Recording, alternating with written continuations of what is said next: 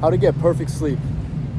So in this video, I'm gonna talk about the points you need to have handled if you want to get perfect, really good, high quality sleep. So first step is understand that the majority of people need at least 7 to 8 hours of sleep to be fully optimized, like fully optimal, feeling perfect, right? I think first step is I would personally have my wake up time the same every day.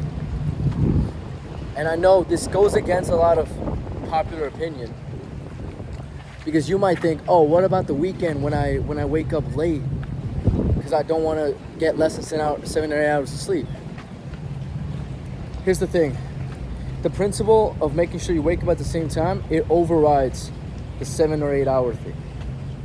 The reason being is that if you start switching up your wake up time, then you're actually going to get in a position where it becomes very difficult to get back on track. So long term, you're just becoming super messy with everything. Not to mention that your goals also get fucked up and your discipline just gets fucked up. So keep that wake up time. Pick something and stick to it. That's step one. Step two, like I said, make sure you get 7 or 8 hours. So you do the math and think of when's the time you got to go to bed. And this is where the most important part comes, which is your wind down routine.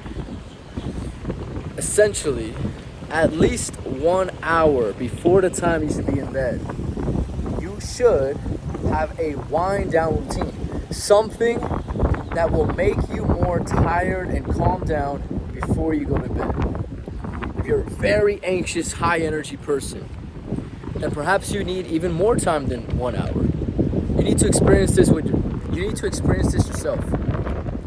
Me personally, I'm a very high energy person, and my brain races a lot. So as a result, to me, I need at least 1 hour, honestly. If it's 30 minutes, I notice it's a little harder for me to go to bed. But if I have 1 whole hour of just kind of winding down, I'm like certain to be asleep by that hour. Now let's talk about what you do in this wind down routine. And guys, if it's windy, I apologize. I'm thinking about what I need to start doing in Miami, considering it's starting to get windy. Before it was so easy for me to film these videos, now it's just windy all the time, so I don't know what I should do. Might get a mic. I might just start voice isolating these videos, even though I want them to be as raw as possible. I might just have to do that one edit. Anyways, to get back to the video, the wind down. Let's talk about what you do. You need to buy blue light blocking glasses. Some people say these are bullshit. Here's my thought. It's been working for me, man. Even if it's placebo, it's been working for me. So buy blue light blocking glasses. What this is gonna do is it's gonna block the blue light signals that are in your lamps, in your phone, in your laptop. It's gonna block these blue lights, and essentially what that's gonna do is it's gonna make it easier for you to fall asleep, because the blue light, apparently it like shocks, it stimulates your cortisol and makes you like have more stress, makes you wake up more. I think it like blocks melatonin, disrupts your sleep schedule, whatever. I'm gonna be honest, I don't know the exact mechanism it does, but I know blue light wakes you up more.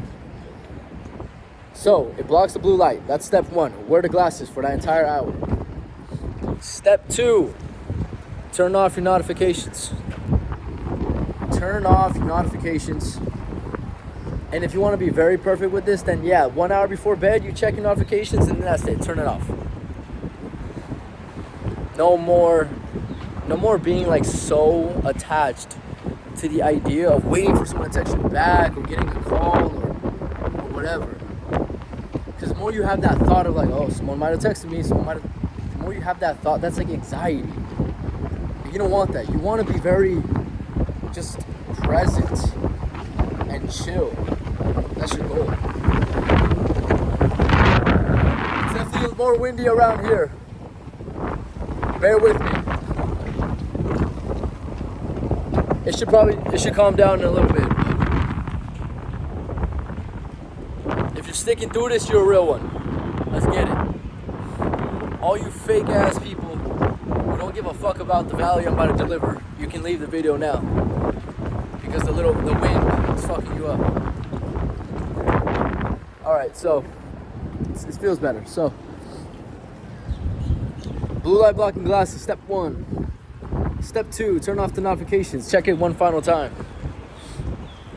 I mean, if you really want to, you can tell yourself, I'm gonna check it one time 1 hour before, and then 30 minutes before, I'm gonna check it the final time. But don't have it on, and don't be like used to like the idea of like, oh, it rings, you check, oh, it rings, you check, right?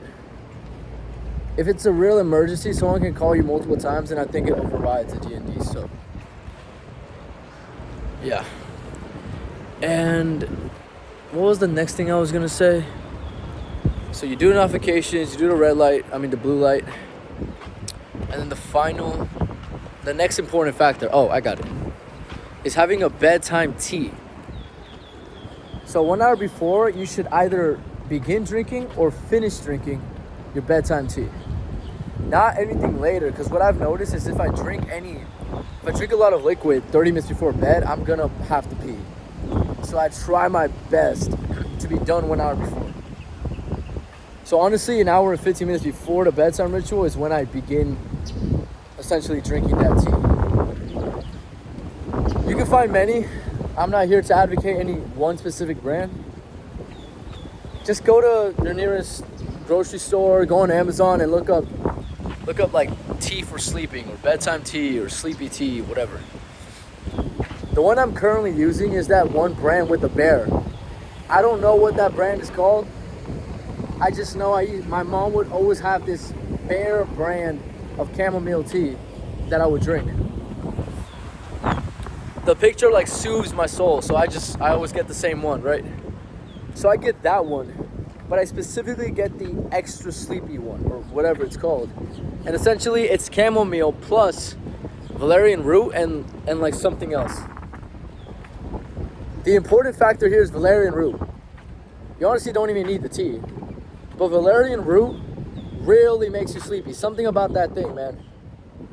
I've tried many different things, and valerian root it doesn't fail me. Like, I get sleepy no matter what. So the valerian root with the chamomile and the hot water, it definitely calms you down. I have that. An optional thing is having like a little candle of like lavender or something that's known to relax people. So I have the lavender candle, I got my glasses, I'm drinking the tea, right? Around this time is when I check my final things on, what's up guys? Around this time is when I check my final things on my computer, on my phone, right? The 15 minutes before that wind down routine. Or sometimes it's at that wind down routine because I'm just busy. All right, those are the first 3 steps. And then after this, the next step, you kind of have many options here, right? In terms of what to do with your remaining time. I personally make sure everything is set up for the next day. So I got my clothes set up. I got everything clean. Everything's good. I'm gonna just go to bed and then I'm gonna wake up and just grab my shit and get the fuck out. What you don't want to do is like you wake up and you're looking for what to wear, you're looking for your keys, you're looking for this, you're trying to clean this one bowl, you're trying to do something. You don't want to wake up with things attacking you, because then you're not able to attack the day. You're not able to just go in motion. So that's the first thing I do, is I make sure everything is completely ready for that morning. That's the first thing. The next thing is I meditate 5 to 10 minutes, focusing on the deep breaths out.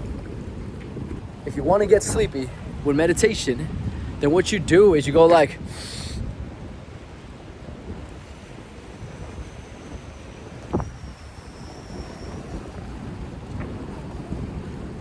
the slow exhale, it activates your parasympathetic nervous system.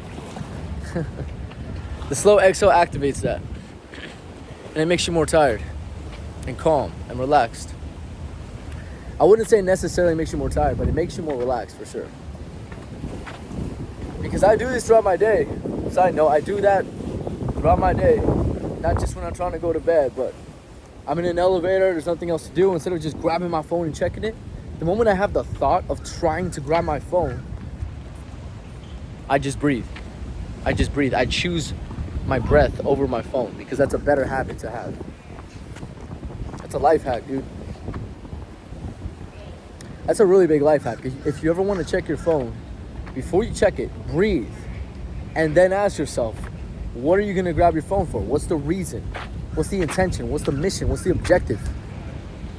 And then you grab it and you fucking smash the objective. Don't get sidetracked, right? It is so easy to get sidetracked with this thing, man. It's so easy. But anyways, I'm actually really enjoying talking about sleep. I don't know why. This is like fun. I'm excited about such topics that 7-year-old me would be like, what the fuck? Who gives a fuck about sleeping? Or even 15-year-old me or 18-year-old me, right? Not 18, but yeah. So I do the breathing, right? And then after I'm done with the breath work, I then mobilize. Now, this is an underrated skill, underrated habit that no one really does that I always talk about. But essentially, I set a timer for at least 10, 15 minutes. And then I just roll out my legs with like a foam roller. And then I have these massage balls that I put on my back, like my traps. And I just kind of lay down and it hurts, man. It hurts. I'm basically massaging myself. I also have a massage gun, right? I basically massage myself and I do some stretching too. So I do that 10, 15 minutes. I'm calming down my body, right? I calm down my mind with the meditation and the fucking tea and all that. Calm down my body with the mobilization. And then now we're about maybe 40 to 30 minutes into our routine. And now for the remainder of the routine, you read. This is like a overrated habit. But you read. And you read something ideally that's fantasy. Or not real. Non-fiction, not non-fiction. Or real, but it's not like... You just gotta be careful. You don't want to read something that's gonna wake you up.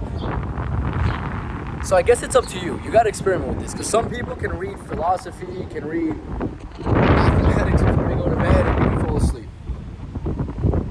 Even I can do that, honestly. But if I really want to dial this routine in, read fantasy.